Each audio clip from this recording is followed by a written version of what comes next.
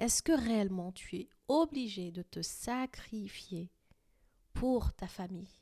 Cette conversation, je vais te parler du piège du sacrifice et comment et surtout pourquoi tu ne dois pas tomber dedans. Bienvenue dans cette nouvelle conversation avec Soleika Apsié. Alors, le sujet du piège du sacrifice, en fait, si tu veux, le sacrifice, c'est quelque chose presque de dû. C'est normal que tu te sacrifies. Je me rappelle avoir fait une fois un post sur LinkedIn où je racontais mon histoire d'être d'être la première fois venue en vacances visiter mes parents. Et à l'époque, j'avais emmené ma fontaine, donc la fontaine à eau là dont je vous parle et qui fait énormément de bien. Et après ce séjour, j'avais décidé de reprendre la fontaine, de l'emmener avec moi. Je me rappelle que mon père m'avait demandé de la lui laisser. Et si tu veux, c'était vraiment la première fois où je disais non. Je me choisis, j'en ai besoin, j'ai besoin de me régénérer. Et fais-moi confiance, quand j'aurai l'énergie suffisante, les ressources suffisantes pour vous offrir la vôtre, eh bien je viendrai pour vous l'offrir. 2 ans après, je repartais avec le cadeau, le bras chargé de ce cadeau-là. Quand j'ai raconté cette histoire, eh bien j'ai eu un commentaire notamment qui m'avait interpellée. Et c'était quelqu'un qui, sincèrement, je pense que de là où il était, quelqu'un qui disait, écoute, c'est pas normal que tu n'aies pas laissé la fontaine la première fois chez tes parents. Et c'est normal de se sacrifier. Combien de personnes aujourd'hui, dans nos sociétés africaines, dans nos cultures, dans nos traditions, je viens de l'Est de l'Afrique, tradition somalie, musulmane, voilà, c'est très très dense, c'est très très riche et c'est beau. Et comme toute tradition, eh bien, il y a des choses qui sont moins belles, qui sont plus là pour nous enchaîner et on ne se rend pas compte, on les perpétue de génération en génération. Et celle-là, elle en fait partie. Le sens du sacrifice en fait partie. Pour cette personne qui faisait ce commentaire, elle ne s'était même pas posé la question de savoir s'il y avait une autre voie possible. Le sacrifice est un acte de témoignage d'amour à sa famille, un acte de loyauté à sa famille. Et ça m'interpelle. Et c'est vraiment ce sujet-là que j'aimerais qu'on détricote ensemble.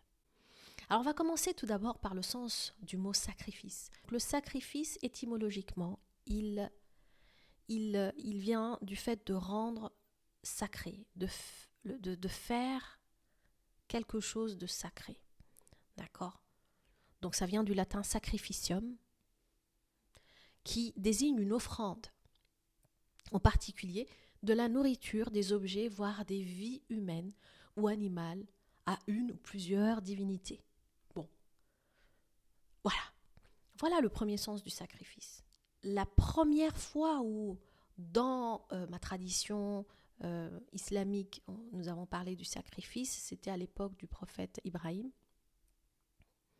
paix sur lui, qui a voulu suivre les indications de son Seigneur et qui lui a dit à la place de sacrifier ton fils, eh bien tu sacrifies un mouton. Voilà. Je pense même que c'était un bouc. C'est pour ça d'ailleurs qu'on dit un bouc émissaire. Mais bon, en tout cas, le mouton était sacrifié à la place de la vie d'un être humain. Ça, rien que ce shift-là à l'époque, montre que la vie humaine ne devrait pas être offerte en offrande à Dieu. Pour les personnes qui le font, eh bien, elles n'envisagent pas qu'elles puissent aussi bien s'épanouir et en même temps aider leur famille. Les deux sont possibles. C'est comme si en fait nous avions opposé l'un à l'autre. Et donc, la démarche de s'offrir en offrande, parce que c'est ça en fait, c'est j'offre ma vie, j'offre mes rêves en offrande à Dieu, aux divinités, à qui tu veux, pour sauver, pour racheter l'âme ou la paix, pour avoir la paix dans la famille, pour avoir la paix dans le pays, etc. Eh bien, c'est un acte qui est plus orienté vers un acte d'autodestruction, littéralement. D'accord ?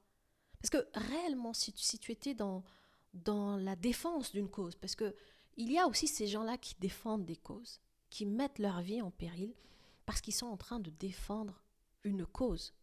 Et je ne dis pas que ces gens-là n'ont pas raison. Au contraire, il a fallu des grands hommes, des grandes femmes pour nous faire avancer dans la société.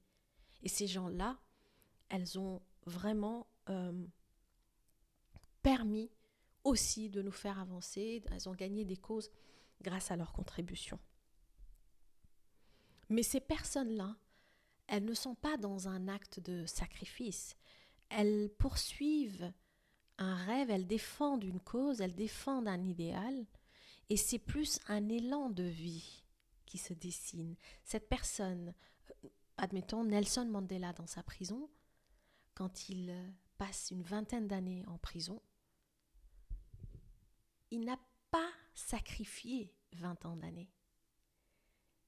Il était impliqué en fait dans sa cause. Il était impliqué dans cet idéal de société de l'Afrique du Sud qu'il avait. Il ne s'est pas offert, il ne s'est pas mis en danger inutilement. Parce que derrière, il voulait créer quelque chose. D'accord ? Cette femme qui va au chevet de son père pour l'assister parce qu'il est malade, elle a tout abandonné. Elle vient. J'ai presque l'impression que cette femme, elle est plus dans une démarche de fatalité, d'acceptation de la situation. Non seulement d'acceptation de la situation du père, mais en plus de se laisser entraîner dans ce rouage d'autodestruction, de mort. J'espère que tu me comprends ce que je dis là. En fait, tout dépend de l'intention. Aujourd'hui, si j'entends le mot sacrifice, ça veut dire je donne ma vie en offrande pour sauver quelqu'un. En tant qu'être vivant, tu ne peux pas donner ta vie pour sauver la vie de ton enfant. Non, si c'est le destin de ton enfant de vivre une expérience, c'est pas en donnant ta vie, en offrant ta vie que tu vas l'en empêcher. Tu comprends ? Donc, tu ne peux pas vouloir intercepter un destin en offrant le tien. Même un animal, même les animaux, le règne animal, qui nous apprend aussi beaucoup de choses. Par exemple, la mère éléphant. C'est la mère la plus protectrice. Elle, quand elle défend son bébé éléphant, là, elle va au combat. Elle va au combat en se disant, je vais vivre et je vais faire en sorte que mon bébé vive. N'est-ce pas ?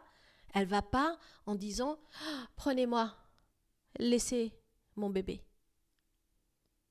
Tu vois, donc c'est une rage, c'est un élan de vie qui la prend et qui l'emmène à faire des actions parce qu'elle a foi en ses actions. Elle a foi en cet engagement.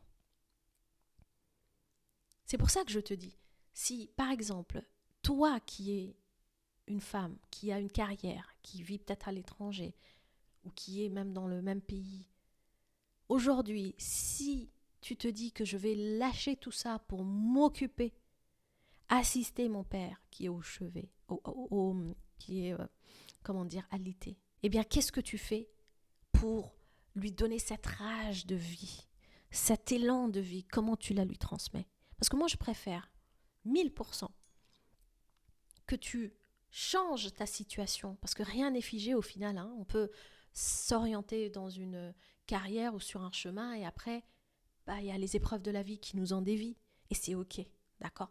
Donc, je n'ai rien contre le fait que tu ailles assister. Maintenant, c'est dans quelle énergie est-ce que tu y viens? Est-ce que tu viens dans l'énergie de la fatalité? Je vais m'éteindre avec lui. Ou est-ce que je viens dans l'énergie de waouh, ce temps, je vais passer un temps de qualité avec lui. Je vais lui raconter des histoires. Je vais lui montrer les photos de notre enfance. Je vais lui cuisiner de bons plats. je vais lui écrire un poème, je vais lui lire un livre, je vais le faire parler. Tu vois, tout ça, c'est pour vraiment potentiellement créer une relation plus forte encore entre vous, mais aucunement pour mourir, pour s'éteindre dans cet acte de sacrifice parce que personne ne te demande de te sacrifier. Moi, j'aimerais vraiment que tu sois au clair avec tes intentions, hein. Et surtout que tu sois au clair avec les mots que tu utilises. Parce que souvent, tu sais pourquoi on fait ça. 3 raisons. Soit tu es martyr, soit tu es maso, ou sinon tu es prophète. Bon, 3e option, tu n'es pas prophète. Il reste quoi? Martyr, maso. On est d'accord. Martyr, c'est quelqu'un qui meurt et qui souffre pour une cause qui est vraiment perçue comme étant noble et qui va être reconnue socialement par tout le monde. En réalité, c'est quelqu'un qui a souffert, qui a été mis à mort et vraiment qui se donne et qui attend aussi qu'il soit érigé en martyr, qu'il soit reconnu en martyr. Regarde l'intention. S'il te plaît, regarde, écoute. L'intention de ce martyr, c'est même pas pour satisfaire une cause noble, c'est pour bien se faire voir. Donc si toi tu décides aujourd'hui de déménager pour aller assister quelqu'un de la famille, quelle est ta réelle intention? Est-ce que tu es là pour bien te faire voir, pour dire ah oui, la fille, elle était là, elle a aidé, elle a accompagné? Tu vois? Sois sincère dans ton intention. L'autre option, c'est quoi? C'est maso. C'est quelqu'un qui aime la douleur, qui aime souffrir. Et tu sais quelle est la plus forte addiction? La plus forte addiction. Ce ne sont pas les drogues, c'est pas le sucre, etc. C'est l'addiction à la souffrance. Tu peux être addict à la souffrance. Réellement, ça c'est tout à fait possible. J'ai eu une conversation avec une amie et elle souffre de douleurs d'endométriose. Et elle me dit, écoute Suleika, j'ai l'habitude de souffrir. Cette phrase m'a choquée littéralement. J'ai l'habitude de souffrir. D'accord, d'accord. C'est quoi en fait? C'est que, bah oui, j'ai l'habitude de souffrir. Depuis toute petite, depuis que j'ai mes règles, j'ai cette douleur-là dans le corps. Ma mère, elle a souffert. Ma grand-mère, elle a souffert. Bon, on est habitués quoi. En plus, nous sommes des femmes africaines. On tient. On est habitué à la douleur. Je l'ai regardée comme ça. Je lui ai dit, mais écoute, attends. Je ne comprends pas.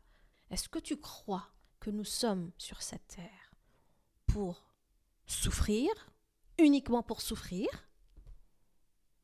ou pour accomplir des choses? Et sur ce chemin d'accomplissement de soi et de réalisation, eh bien, nous avons des épreuves qui nous font souffrir. Mais ce n'est pas mon but premier de souffrir, je ne suis pas là pour souffrir, comme dirait l'autre. Donc le sens du sacrifice, il vient aussi de cette acceptation de la souffrance. C'est ça aujourd'hui que j'aimerais que tu questionnes, c'est ça que j'aimerais que tu clarifies au fond de toi. La souffrance que tu vis, est-ce qu'elle est permanente? Pourquoi elle est permanente? Pourquoi tu dois accepter cette souffrance? Pourquoi c'est normal de devoir choisir entre ses rêves, son épanouissement personnel et sa famille? Pourquoi l'individu, le je, ne peut pas exister à côté du nous? Si les deux existent, c'est qu'ils peuvent coexister. Et de toute façon, quand tu te positionnes, quand tu décides de te sacrifier, tu es une victime en fait. Tu adoptes volontairement une posture de victime. Et la victime, en latin, c'est victima, qui signifie la bête offerte en sacrifice au Dieu. Victima. Victima. Tu es victima.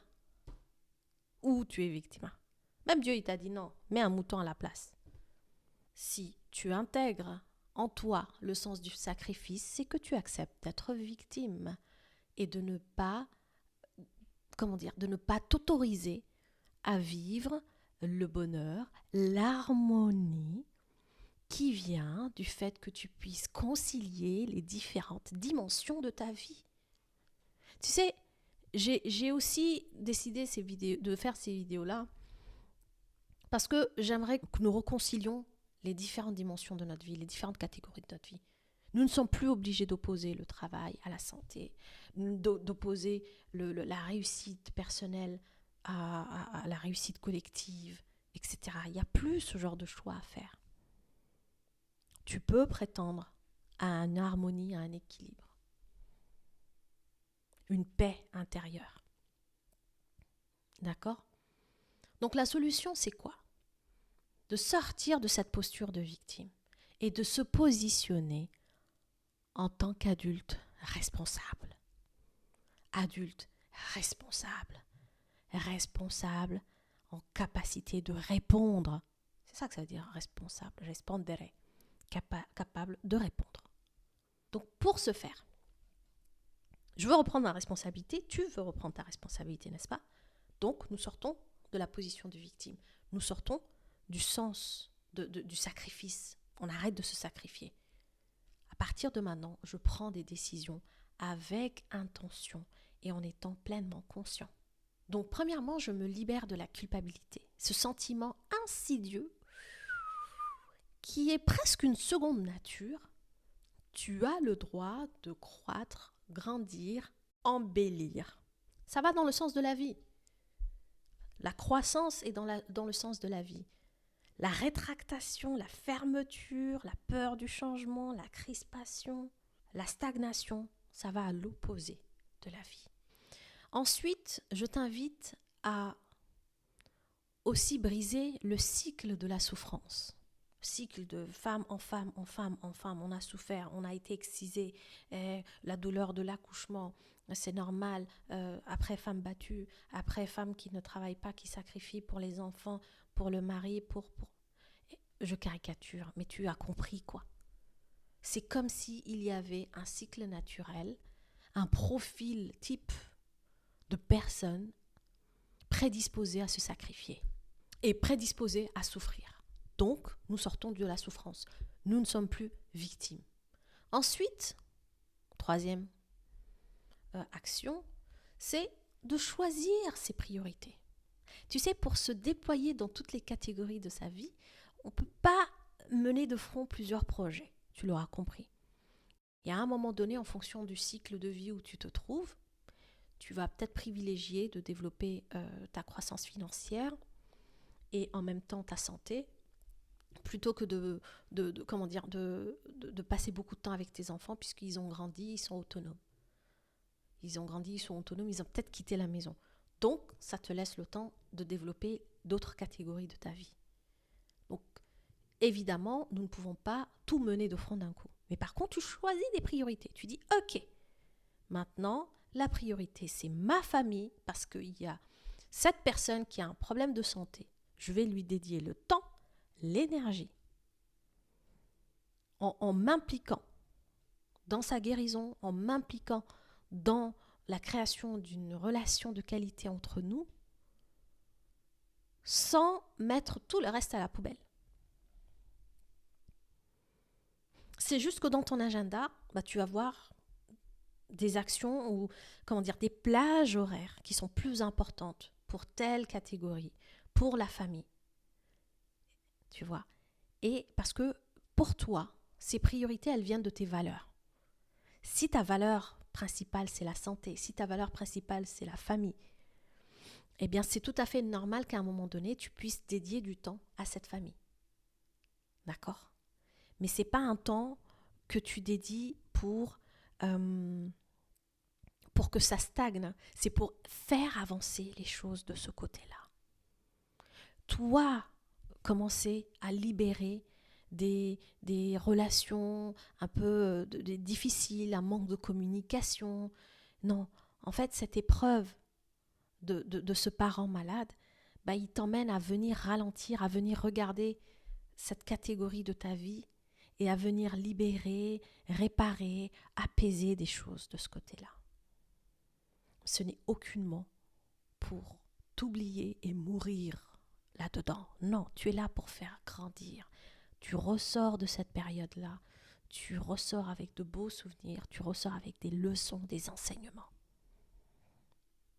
D'accord ? Et puis, à un moment donné, c'est aussi d'accepter que chacun prenne ses responsabilités. Tu viens peut-être d'une fratrie de 4-5 enfants. Et eh bien, il y en a qui sont plus proches géographiquement, qui peuvent aussi prendre leurs responsabilités et choisir de s'impliquer dans la prise en charge de ce parent, par exemple. Et aussi de laisser la responsabilité à ce parent, que ce parent, vraiment, quand tu vas venir, qu'il se dise « Chouette, nous allons passer un temps de qualité avec ma fille. Nous ne sommes pas là, elle n'est pas là pour m'accompagner vers la mort, elle n'est pas là pour m'accompagner à partir. Elle est là pour créer, pour ensemble que nous créons des instants mémorables qui vont nous suivre et qui vont faire du bien à tout le monde. Ça va nous permettre de régler des conflits, ça va nous permettre de se dire vraiment les choses. Tu vois, là on est dans une croissance, les amis. C'est ça qui est important. J'aimerais vraiment que tu comprennes ça. Enfin, le dernier point, c'est aussi à un moment donné, c'est à toi de prendre la décision. Ce n'est pas une décision que la société va t'imposer. Ce n'est pas une décision que tu vas prendre en ayant peur de perdre. C'est une décision que tu prends parce que c'est un acte d'amour, c'est un acte de vie, c'est un élan de vie. Ça n'est pas un sacrifice, c'est pas un élan de mort, c'est un élan de vie. Tu vois comment l'intention elle est importante. Tu vas pas avec la même énergie. C'est ça que je veux que tu comprennes. Donc, en tout cas, ce que j'aimerais que tu retiennes de cette conversation, c'est tu peux t'autoriser à être heureux. Toi, tu peux t'autoriser aussi à être heureuse. Et il existe une façon de vivre les différentes dimensions de notre vie de façon harmonieuse. Arrêtons de nous sacrifier, arrêtons d'être des martyrs, arrêtons d'être des victimes, arrêtons de souffrir. Choisissons, prenons la responsabilité de choisir notre vie, de prendre nos décisions en conscience depuis l'espace de l'amour. Sois au clair avec ton intention. Privilégie la qualité de la relation. Franchement, moi je viens d'une culture où il n'y a pas beaucoup de responsabilité en tant que telle. C'est comme si le jeu, J-E, je, était effacé. Et c'est le groupe qui décide, c'est le groupe, tu suis le groupe et tu n'as pas forcément beaucoup la liberté de conscience. C'est toujours la conscience collective qui l'emporte. Et j'aimerais, voilà, en reprenant aussi ce pouvoir-là, que tu reprennes ton jeu, un jeu qui sera vraiment épanoui et donc mieux au service du collectif, au service du nous. Je te souhaite de prendre ces décisions en conscience en attendant. Et j'aimerais aussi t'entendre, te lire dans les commentaires, des commentaires nourris, des commentaires sincères, et des commentaires où vraiment vous venez vous exprimer, tu viens t'exprimer. Rappelle-toi, c'est un espace de non-jugement, c'est un espace où enfin tu te livres, où tu oses dire ce que tu n'as jamais osé dire, de peur de froisser, de peur de gêner, de déranger. J'espère que tu prends conscience de cette opportunité-là et je te remercie d'avance d'y contribuer. À très bientôt.